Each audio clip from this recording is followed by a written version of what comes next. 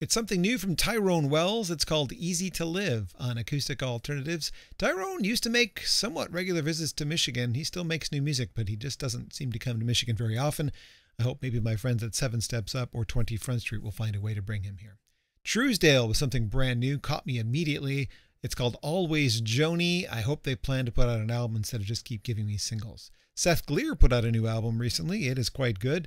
It's an album called Coronation. He's got a couple of shows in Michigan, and he will be my next guest on the Acoustic Alternatives podcast, which is a totally separate thing I do. Please look for that. If It Wasn't For You is the name of the song. You can catch him this week. We'll mention him throughout the program because I've got 3 songs from this new album. He's going to be at the Arc on the 16th in Ann Arbor. Joe Pug before that, one of my very favorites of his called Silver Harps and Violins.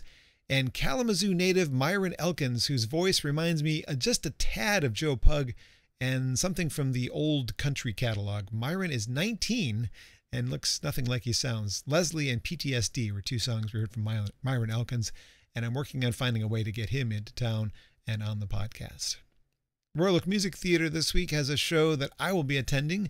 Stephen Kellogg opening up for Toad the Wet Sprocket, so here is Stephen Kellogg preceding Toad the Wet Sprocket on the playlist. This is Love Me As I Am, as Acoustic Alternatives continues.